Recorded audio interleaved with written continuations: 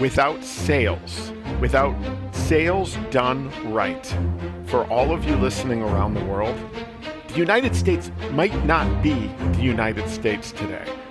There's Abraham Lincoln, there was Ulysses S. Grant, all bringing down the rebellion during the Civil War, but it was Jay Cooke, a banker, who sold the bonds, brought in the money, and is unquestionably the first to launch a national sales campaign.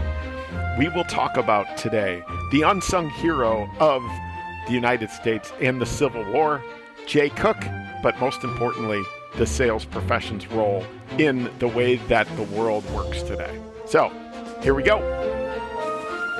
There is nothing new in the world of sales except for the history you do not know. Welcome to the Sales History Podcast, bringing the brilliant and sometimes strange minds, methods, and ideas from the sales profession's past with applications to today. Here is your host, the best-selling author of 2 books with a third coming in January of 2026, CSP speaker, trainer, and nerd, Todd Caponi.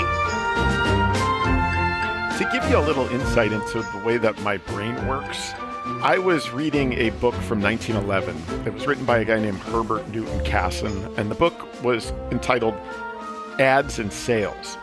I came across a quote, and the quote was this: "If there ever should be a Salesman's Hall of Fame, one of the first pedestals must be reserved for Jay Cooke." I'm like, Jay Cooke? I've been reading sales history forever. I've never heard of him before. And that's what triggered me, is another quote. He goes on to say, "There is no doubt that some of the abundant glory that has gone to Grant and Lincoln ought to have gone to this Philadelphia banker/salesman." And then another editor added, "The nation owes a debt of gratitude to Jay Cooke that it cannot discharge, for without his valuable aid, the wheels of government might have been seriously entangled."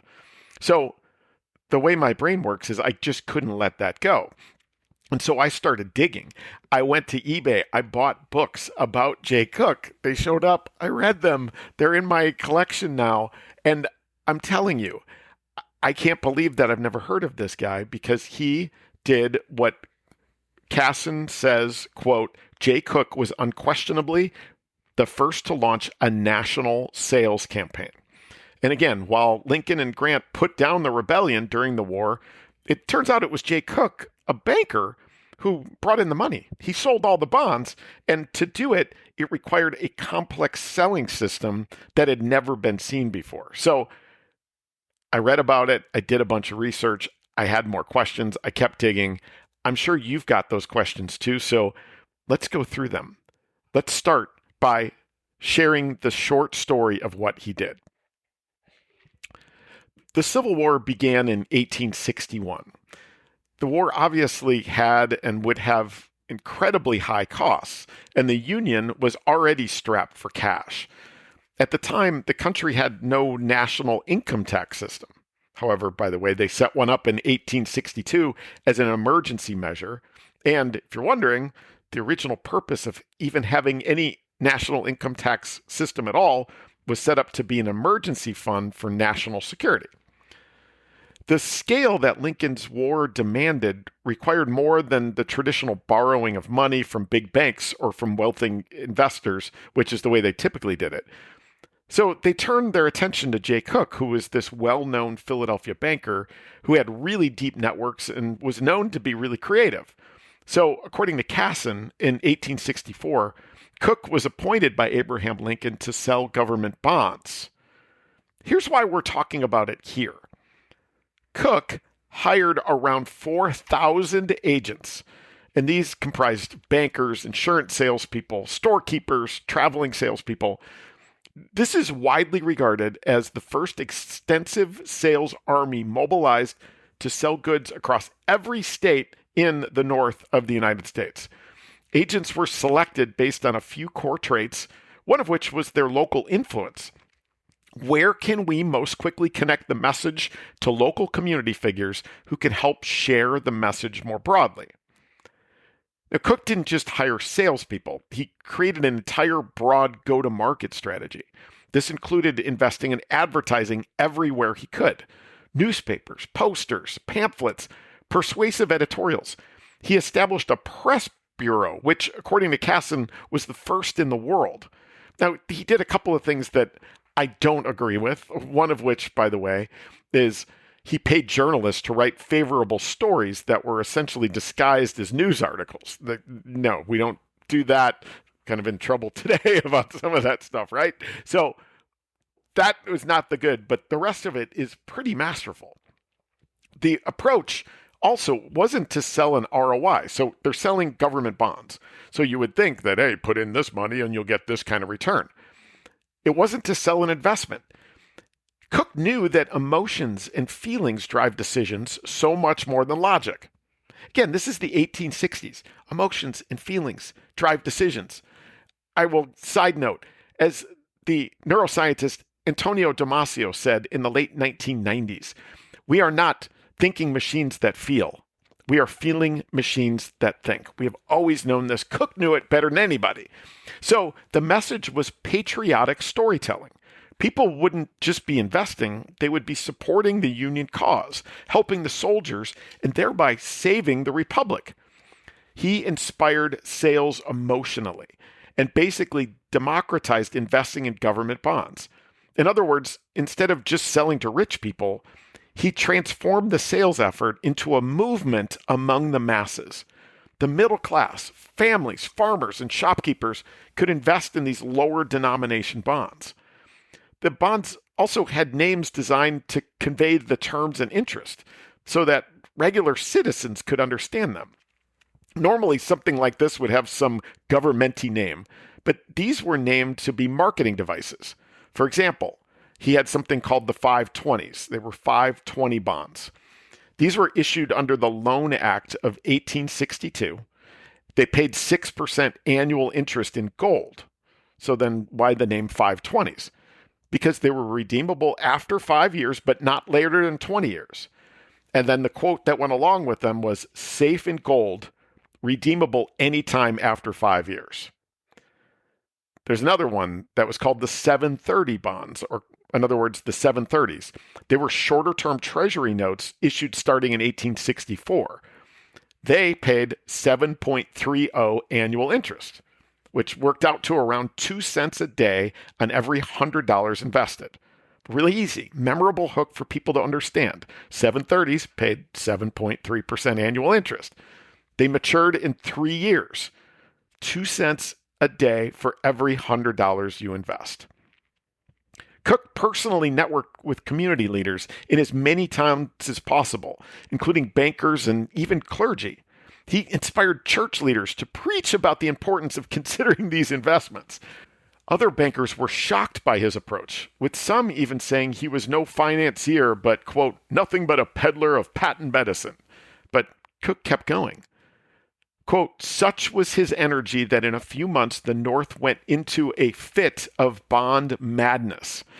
Once this was complete, it was determined that Cooke's efforts resulted in sales of $1,240 million. Again, $1.2 billion. And imagine that in today's terms.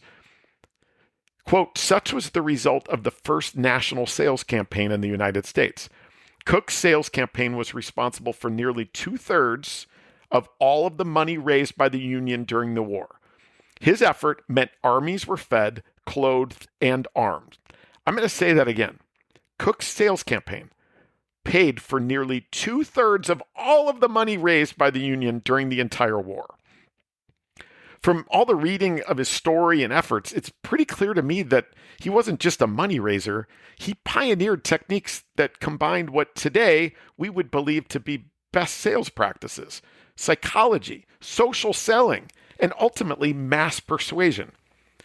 What he was selling, he turned into an emotional, patriotic, and, well, maybe a stretch, moral obligation. Without his sales campaign, the Union likely wouldn't have been able to finance the war, and what would our country look like today? So that's the story. But immediately I had to dig further into the sales elements of this story. The first question that came to mind, how do you find and train 4,000 salespeople in the 1860s? I mean, Cooke wasn't interviewing 4,000 salespeople. or 8,000 to get to 4,000? How do you onboard and ramp them? How did they get paid? And the answers I found match what the answers likely would be if we were talking about a campaign today. So let's dig in. Starting in Philadelphia, Cooke had established marketing materials that would be used for both advertising and enablement. Things like pamphlets, circulars, and the placing of newspaper advertisements. These elements made up some of the earliest forms of sales enablement content. Cooke wrote letters directly to the agents in the field, which included talking points and coaching. Surviving letters show that he advised them on things like how to respond to objections. So here's a few. One of them was people felt in some cases that the war wasn't going well and that throwing more money was a fool's errand. The agents were taught not to argue against that perspective. Instead, they were taught to reinforce the reward for winning the war and how support was needed now more than ever. People were also worried about the bonds backing, so the agents were taught how to make buyers feel comfortable that, quote, the bonds are backed by the full faith of the United States. The agents were also taught how to frame the urgency of the investment. There was no time to think it over. Quote, this is your chance to stand with the Union today. In the biography of Cooke in 1907, there's an image of one of the circulars sent to the agents. It was a full Q&A answer to every question that someone could conceivably ask when considering the investment. The agents were taught how to identify and educate community leaders, including clergy, newspaper editors, and business owners, who in turn were asked to publicly endorse the purchase of bonds. It's so much like an 1860s version of social media, isn't it? The agents were on a commission-only plan, but Cooke had selected agents whose patriotism would serve as a stronger motivator than just the money. And Cooke was really good at reminding the agents that their role was potentially just as important as the role of the soldiers fighting in the battlefields. The agents were, according to Cooke, quote, financing victory. Agents had to sign a compensation plan. So it's amazing. 1860s, they were signing a written compensation plan. And in it, they were required to spend, quote, a liberal portion of their commission on popularizing the bonds through daily exertions, circulars, and ads. Not give discounts to mere investors. Enforce the same standards on any subagents working under them. Want to know how the dollars worked on all this? Well, first, Cooke and his firm were essentially set up as a treasury entity to sell the bonds. It's almost as though the treasury hired them to serve as a VAR or MSP in today's term. So VAR, value-added reseller, MSP, managed service provider. Cooke's firm had to post bonds totaling $600,000 to guarantee the fidelity of the program. That's a huge personal risk on their behalf. Okay, so how did Cooke's operation get paid and therefore the agent? Well, the Treasury paid Cooke 0.375 commission on the bond value. That's not 3.75%, that's 0.375. So for every $1,000 bond sold, they would receive $3.75. Now, if you were an agent and brought in $100,000 of bond sales, Cooke's agency received $375 commission from the Treasury. Then the subagent, which is the local bankers and merchants who would actually make the sale and administer it, would take around 1/8%. So they would receive $125 on that $375. The traveling agents would receive a portion that wasn't clearly defined, including, though, reimbursement for their travel expenses. The travel agents were more like, quote, force multipliers than actual closers. They would tee up the sale for the subagents. They were almost like traveling SDRs face to face. What's also interesting is that these traveling agents, or what was often referred to as being one of Cooke's, quote, traveling generals, carried status. After the war, it opened doors for them in banking and politics and business. So, in essence, he built a distributed sales organization. He established standardized sales and marketing materials. He built a commission plan. He aligned messaging across 4,000 salespeople. He achieved this all by utilizing scripts and messaging to handle objections and by building an intrinsically inspired sales culture through purpose-led leadership. So cool to me. I kept digging. There's a couple of side notes to kind of wrap with. I read that Cooke overextended himself after the war in investments in railroads. And then there was something called the Panic of 1873, and he went bankrupt. It's amazing to me how often these incredible salespeople end up in such dire straits eventually. Also, after Lee had surrendered in the South, the 730 bond was still available and still seen to be a good, safe investment. Here's the funny thing. Even John Wilkes Booth, the person who assassinated Abraham Lincoln, he bought one not long before assassinating Abraham Lincoln.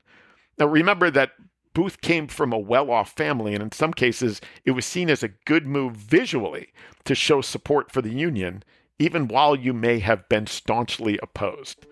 So, thinking about the heroes of the Civil War, Ulysses S. Grant, Abraham Lincoln, and now you know, Jay Cooke may have been just as important, but what's even more important is that sales, the sales profession, doing this the right way, saved the United States for what it is today. Again, who knows what it would have looked like without those efforts, but now you know. I hope you enjoyed this episode.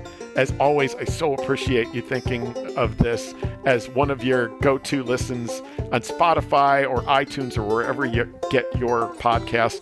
Please give it a little star rating for me. Leave a little review if you can. And again, if you've got feedback, if you've got ideas, things that you want me to dig in for you, I love doing that. We just did an episode a couple episodes ago based on something that you had reached out to me with. So again, until next time, thank you again.